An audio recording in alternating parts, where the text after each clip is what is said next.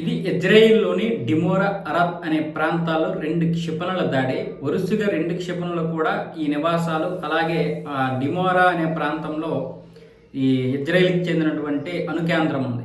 ఆ అణుకేంద్రం కూడా బీటల వారేంత దినిగా ఇక్కడ దాడులు అయితే జరిగాయి. ఇప్పుడు ఇజ్రాయిల్ ఏమంటుంది, పౌర నివాసాల మీద కూడా ఇరాన్ దాడులు చేస్తుంది అని ఈ యొక్క దాడిని అయితే ధృవీకరించింది. ఇప్పుడు ఇజ్రాయెల్ చేసినటువంటి ఈ ఆరోపణలు ఏవైతే ఉన్నాయో ప్రపంచం పట్టించుకోదు. ఎందుకంటే ఇరాన్ మీద కూడా ఇజ్రాయెల్ ఆ విధంగా దాడి చేసింది. 165 మంది స్కూల్ పిల్లలు, అలాగే మిగతా 20 మంది మామూలు పౌరులు కూడా చనిపోయారు. కాబట్టి ఎవరు వీటిని పట్టించుకోరు. పైగా ఇంతకుముందు కూడా హమాస్ మీద దాడి చేసినప్పుడు, పాలస్తీనా మీద దాడి చేసినప్పుడు చాలామంది పిల్లలు అయితే చనిపోయారు. కాబట్టి ఇజ్రాయెల్ మీద ఈ విషయంలో సింపతి రాదు.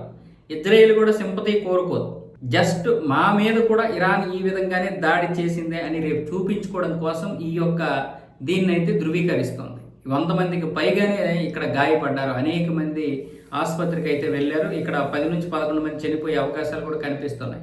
అయితే ఇక్కడ అణుకేంద్రానికి బీటలు వారినందుకు ఇప్పుడు ఇజ్రాయెల్ కొంచెం కంగారు పడుతుంది. అంటే ఇక్కడ వరకు ఎలా రాగలుగుతుంది అంటే వరుసగా క్షిపణ దాడులు చేయడం వల్ల ఇజ్రాయెల్ యొక్క ఆ మొసాద్, అలాగే ఐరన్ డోమ్ పనిచేయడం లేదంటే అది పని చేస్తుంది. అది ఎంతవరకు ఆపగలగాలో అంతవరకే ఆపుతుంది. కానీ మిగతా వాటిని ఎందుకు ఆపలేకపోతుందంటే వరుసగా క్షిపణ దాడులు చేస్తే ఎవరు ఏం చేయలేరు.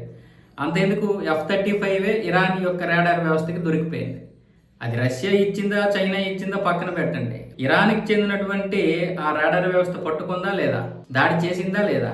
కాబట్టి ఇప్పుడు ఇజ్రాయెల్ విషయంలో ఇరాన్ ఒక విధంగా ఇది పెద్ద దెబ్బే ఇజ్రాయెల్కి. ఇరాన్ కొట్టినటువంటి దెబ్బ మామూలు దెబ్బ అయితే కాదు.